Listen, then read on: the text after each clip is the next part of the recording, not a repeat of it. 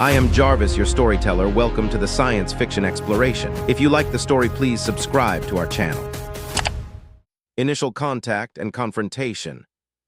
The vast emptiness of space stretched endlessly before the massive Zolaran warship Imperial dominance. High Admiral Krell stood on the command deck, his translucent exoskeleton gleaming under the dim purple lights. 6 golden compound eyes surveyed the holographic display of a small blue planet that floated before him. "This is the target," Krell asked, mandibles clicking with disdain. "This insignificant world has the Council so concerned." Science Director Vex moved forward on 4 of her 8 limbs, the upper set manipulating the holographic controls. "Yes, High Admiral, the planet calls itself Earth. Our long-range scans have detected unusual energy signatures and technological development patterns that diverge significantly from other species we've encountered."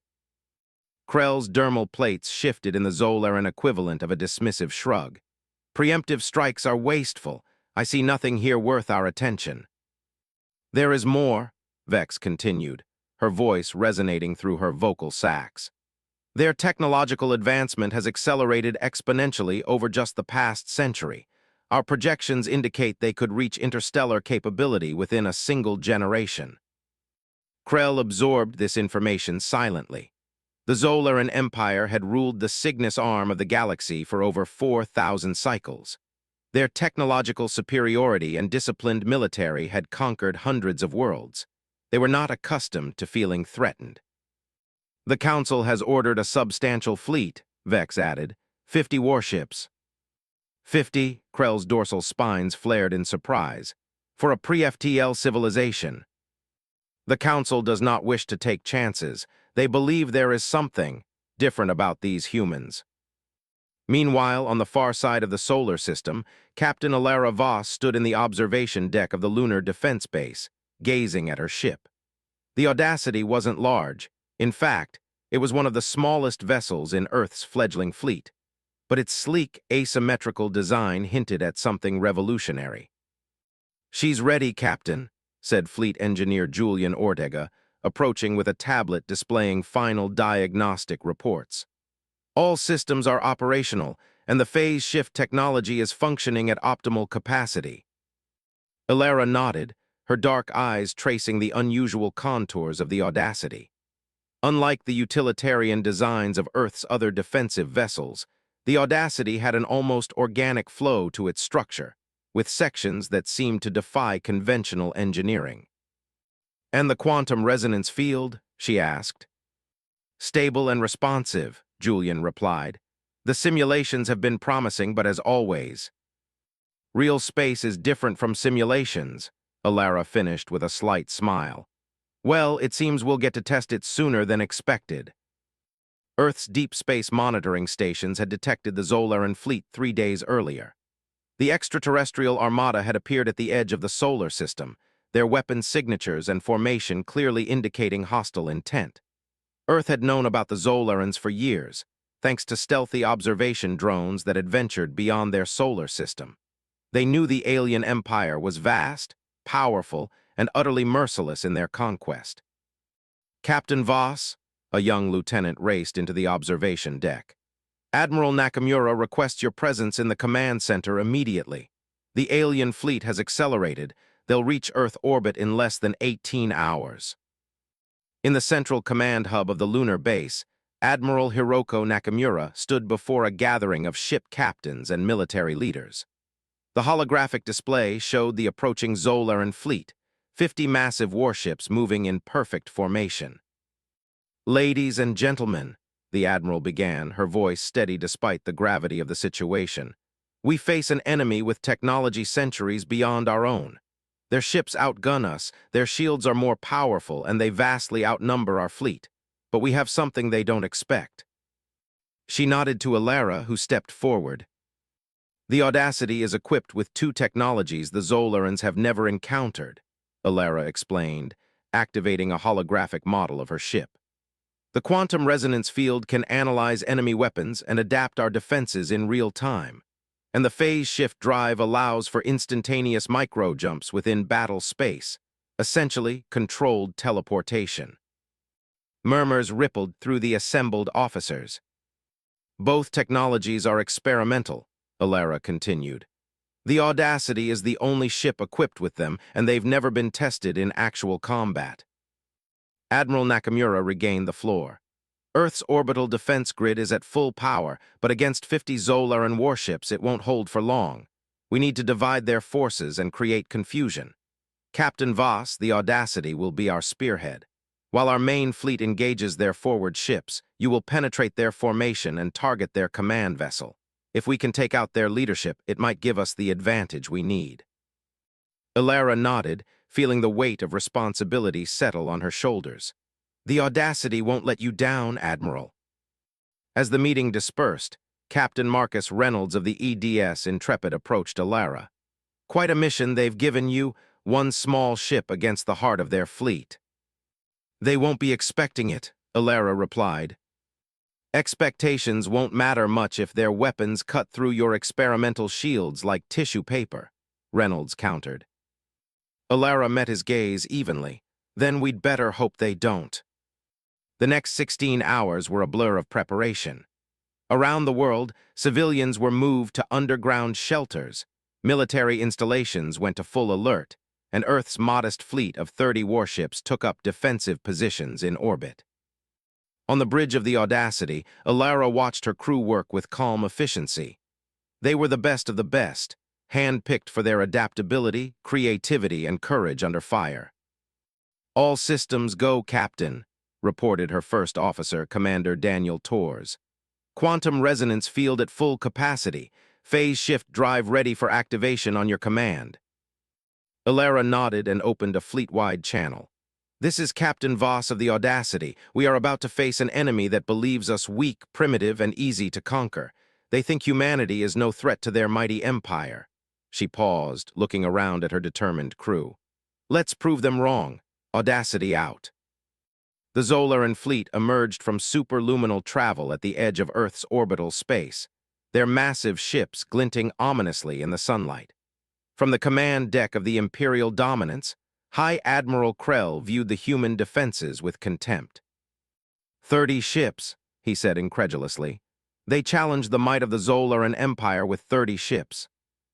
Their technology appears more advanced than our initial scans suggested, Science Director Vex noted, studying her instruments. They have energy shields and what appear to be plasma-based weapons. "Nothing that can penetrate our defenses," Krell said dismissively. "Begin the attack. Standard protocol, disable their fleet, then target their planetary defense systems." The Zolaran ships moved forward in perfect formation, their forward weapons charging with pulses of emerald energy. The first salvo lashed out, striking Earth's defensive line with devastating force. Several human ships took direct hits, their shields flaring and failing under the assault, but the line held. Earth's fleet returned fire, their plasma cannons sending brilliant blue streaks across the void. Most splashed harmlessly against the Zolaran shields, but a few found weak points, causing minor damage to several enemy vessels. "Their weapons are more effective than expected," Krell noted with surprise. "Increase power to forward shields and continue the advance." As the two fleets engaged, a single human ship detached from the main defensive line. It was smaller than the others, with an unusual design that Krell couldn't immediately categorize. "High Admiral," Vex called out, "one of their vessels is breaking formation. It appears to be on an intercept course." Krell clicked in amusement. "One ship, perhaps they're sending an emissary to surrender." "I don't think so," Vex replied, her voice concerned. "Its energy signature is unusual, unlike any of their other vessels." On the bridge of the Audacity, Alara watched as they accelerated toward the heart of the Zolaran formation. "Enemy targeting systems have locked onto us, Captain," reported her tactical officer, Lieutenant Javier Reyes. "Evasive pattern Delta," Alara ordered. "Prepare for phase shift on my mark." The Audacity weaved through space, its movements unpredictable and erratic. The first Zolaran energy beams missed their target, slicing through empty space where the human ship had been moments before. "Phase shift drive charged and ready, Captain," called out Julian from the engineering station. "Mark," Ilera commanded. There was a momentary sensation of disorientation as the phase shift drive activated. In an instant, the Audacity vanished from its position and reappeared 2 kilometers away, directly behind one of the Zolaran warships. "Fire all weapons," Ilera ordered. The Audacity's plasma cannons released their energy, striking the Zolaran ship's engines at point-blank range. The shields there were weaker, designed to deflect debris rather than enemy fire, and the plasma cut through them with surprising effectiveness.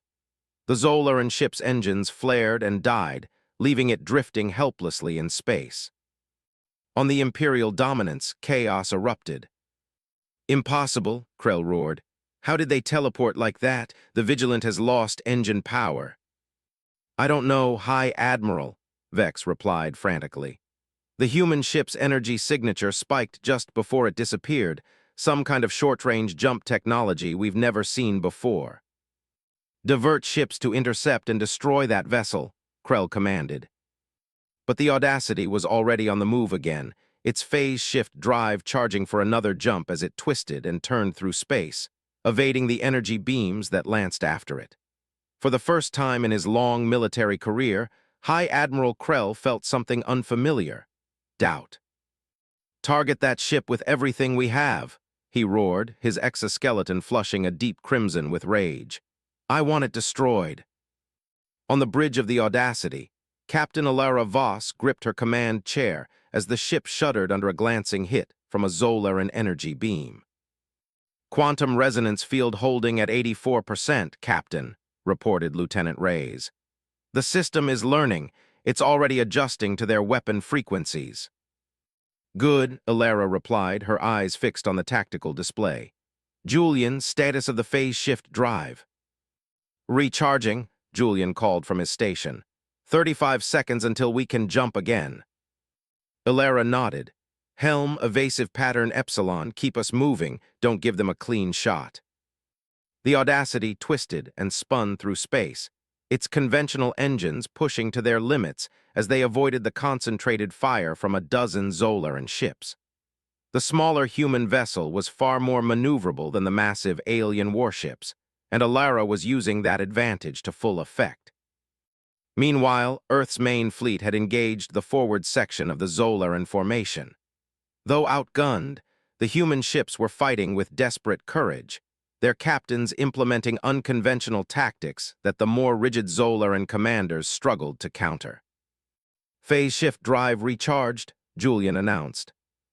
"All hands brace for jump," Alara ordered, targeting the enemy flagship. The Audacity vanished again, reappearing just 3 kilometers from the Imperial Dominance. The massive Zolaran dreadnought immediately opened fire, but the Audacity was already moving, its quantum resonance field shimmering as it absorbed and diffused the energy. "Their shields are adapting to our weapons," Vex reported to Krell, her voice tight with concern. "Each hit becomes less effective." "Impossible," Krell growled. "No shield technology can adapt that quickly." But the evidence was before his eyes as the Audacity continued to evade destruction, its shields glowing with absorbed energy. "High Admiral," another officer called out. "We're receiving distress signals from the Resolute and the Dominion. The humans have penetrated their outer shields and disabled their primary weapon systems." Krell's compound eyes narrowed. How could 30 primitive ships be causing this much damage to his fleet?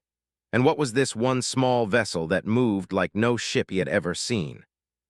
For the first time in generations, the mighty Zolaran Empire faced an enemy they had gravely underestimated. And as the battle raged on, the tide was beginning to turning the tide and aftermath. The battle above Earth had transformed from a simple conquest into something unprecedented in Zolaran military history: uncertainty. High Admiral Krell paced the command deck of the Imperial Dominance, his clawed appendages clicking against the metallic floor as status reports flooded in from across his once perfect formation. "The Sovereign has lost weapons control," reported a communications officer. "The Indomitable reports shield failures across multiple sectors." Science Director Vex's attention remained fixed on her instruments, tracking the movements of the human vessel that had single-handedly disrupted their battle plan. "Hi, Admiral. I've been analyzing the human ship's capabilities. Its shield technology doesn't just block our energy weapons. It's actively learning from each hit, becoming increasingly resistant to our specific frequencies." Krell's mandibles clicked in agitation. "Adjust our weapon frequencies, cycle through the spectrum." "We've attempted that," Vex responded. "But their adaptation rate exceeds our recalibration speed and the teleportation technology."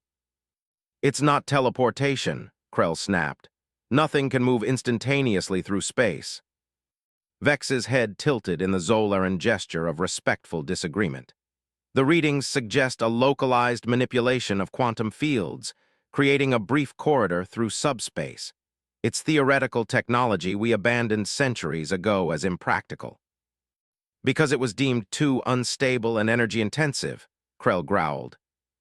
"Apparently, the humans have solved problems our scientists could not," Vex stated, her tone neutral but the implication clear. Meanwhile, aboard the Audacity, Captain Alara Voss and her crew were pushing their revolutionary vessel to its limits. The bridge hummed with focused energy as officers called out status updates between tactical maneuvers. "Quantum resonance field holding at 79%, reported Lieutenant Reyes. "The adaptation algorithms are working better than projected. We've achieved near immunity to their primary weapon configurations." Commander Torres looked up from his tactical display. "Captain, the Zolarans are attempting to isolate us from the main fleet. They've diverted 15 warships to form a containment perimeter." Alara studied the holographic battle projection hovering above the command table. "They've recognized us as the primary threat. Good." She turned to Julian at the engineering station. "Status of the phase shift drive." "Operating at 64% efficiency," Julian replied, fingers dancing across his controls. "The rapid cycling is generating more heat than we anticipated. We need at least 2 minutes between jumps now, or we risk overloading the containment field." Alara nodded. "Lieutenant Reyes, inform Admiral Nakamura that we've drawn a significant portion of the Zolaran fleet away from their main formation. Recommend immediate implementation of Operation Thunderstrike." As the Audacity continued its dance through space, evading the concentrated fire of the Zolaran warships, Earth's main fleet seized the opportunity created by the disruption. The human vessels executed a complex, coordinated maneuver that no Zolaran commander would have attempted, breaking formation entirely. Each ship acting seemingly independently, but following a master strategy designed to exploit the now-fractured Zolaran battle line. "Hi, Admiral," the tactical officer's voice carried across the command deck of the Imperial Dominance. "The human fleet has broken formation. They're executing some kind of dispersed attack pattern." Krell watched in mounting concern as the holographic display showed human ships weaving through gaps in his fleet's formation, targeting engines and weapons systems with precision strikes before pulling away. It defied all conventional military doctrine. No sensible commander would sacrifice the protection of a unified formation. "Their tactics make no sense," he muttered. "There's no cohesion, no discipline to their movements." "And yet they're inflicting significant damage," Vex observed. "Perhaps what appears as chaos to us is actually a coordinated strategy we don't recognize." On the bridge of the Audacity, Alara received confirmation that Operation Thunderstrike was underway. "Phase shift drive status?" she asked. "Recharged to acceptable parameters," Julian reported. "But I strongly recommend no more than 3 additional jumps before a full cooldown cycle." "Understood." Alara's gaze returned to the tactical display. "We need to make them count.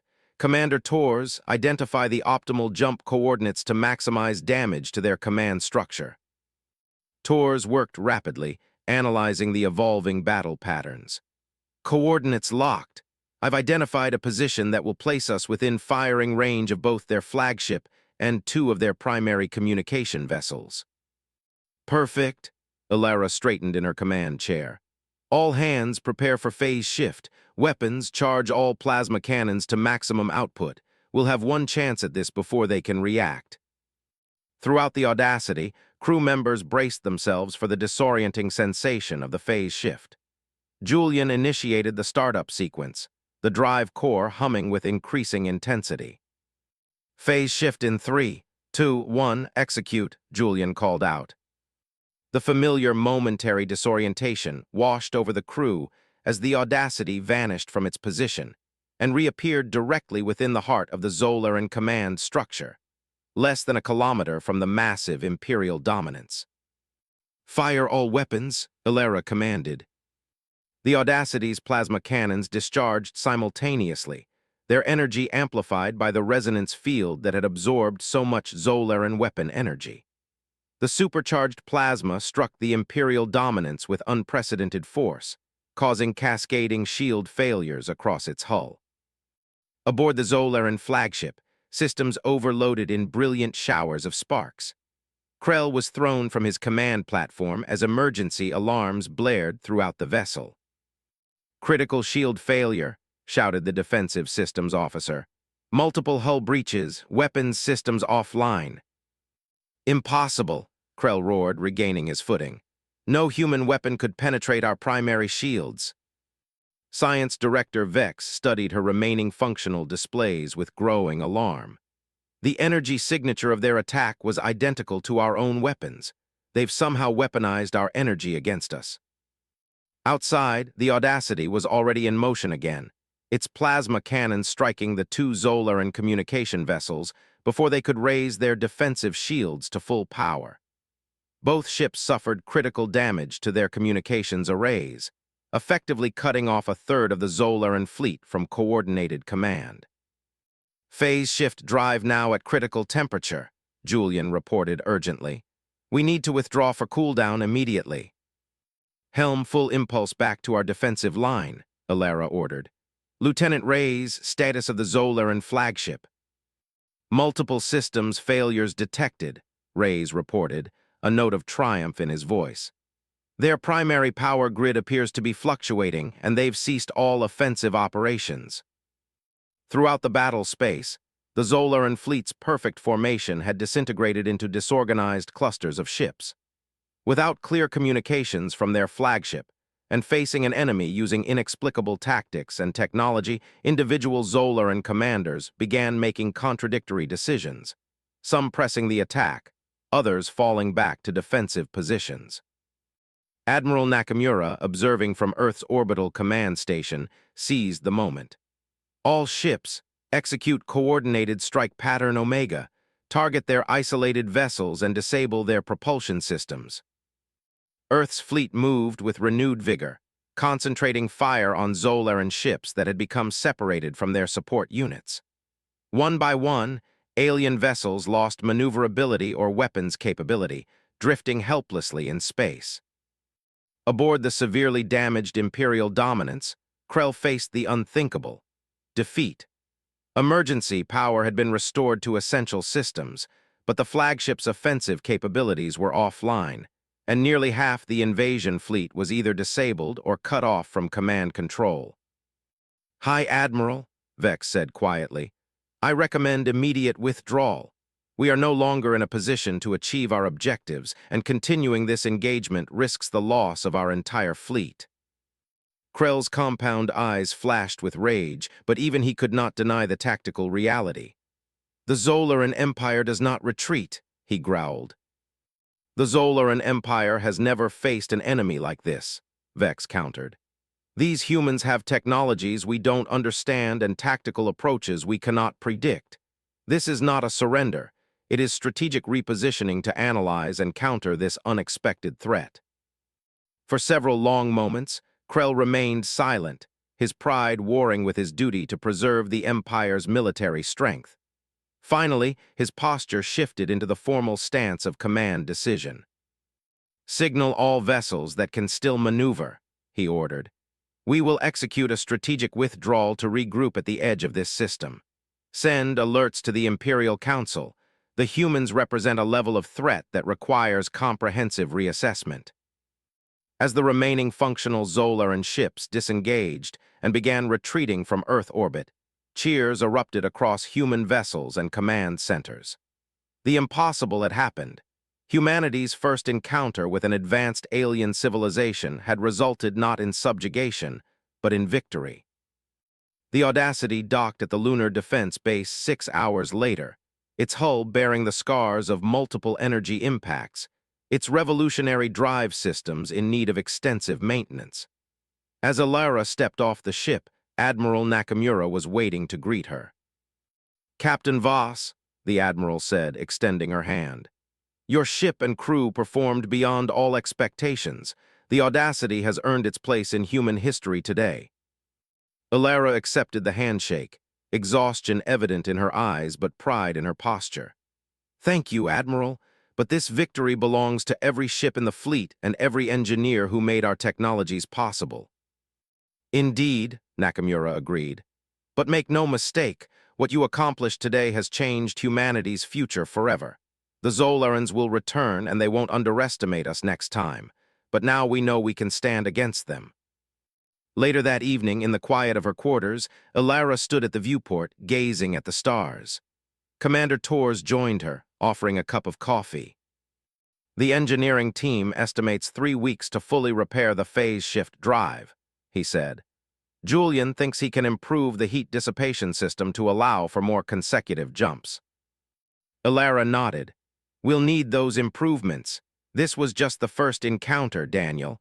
The Zolarans control thousands of worlds across hundreds of star systems. They won't take this defeat lightly." "No," Torres agreed, "but they've never faced humans before." He paused, considering his next words carefully. "There's something I've been wondering. When you targeted their flagship, you could have aimed for their power core, potentially destroyed the vessel entirely. But you targeted their weapons and communications instead." Alara sipped her coffee. "Destroying their flagship might have ended the battle more quickly, but at what cost? Dead Zolarans tell no tales. I wanted survivors who would return to their empire with stories of human capabilities, human tactics, and human restraint." Torres raised an eyebrow. "Psychological warfare." "Strategic messaging," Alara corrected. "We don't know what comes next, war, diplomacy, or something in between. But I wanted their leaders to understand that we had the power to destroy them and chose not to. That kind of message can be more powerful than any weapon." In the days that followed, humanity began to process what the encounter meant for their future. Defense budgets were increased. The technologies pioneered by the Audacity were fast-tracked for wider implementation, and discussion of a true interstellar fleet moved from theoretical debates to concrete planning. Meanwhile, deep in Zolaran space, High Admiral Krell stood before the Imperial Council, his defeat a bitter taste as he recounted the battle. "These humans," said the Imperial Sovereign, her larger form dominating the chamber, "they are more dangerous than we anticipated." "Yes, Your Eminence," Krell acknowledged. "Their technological innovation exceeds anything we've encountered in a pre-FTL species, and their tactical approach," he hesitated. "It defies conventional military doctrine. They fight without patterns we can predict or counter effectively." Science Director Vex, who had been invited to provide her analysis, stepped forward. "The quantum technologies they've developed suggest a fundamentally different approach to physics than our own, and their adaptation rate indicates a species with remarkable cognitive flexibility." The Imperial Sovereign's appendages shifted in the gesture of deep contemplation. "Perhaps we have been too hasty in our judgment of these humans, a species capable of defeating a Zolaran fleet with such limited resources." Her voice trailed off momentarily. "They could become valuable subjects of the Empire or its greatest threat." "What are your orders, Your Eminence?" Krell asked. "We will observe," the Sovereign declared. "We will study.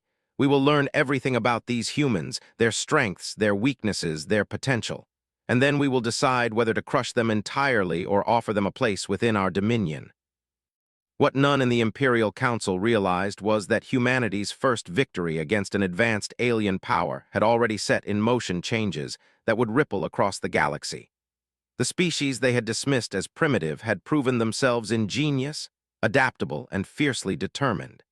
And as news of the battle spread to other worlds under Zolaran control, something dangerous began to stir in subjugated populations.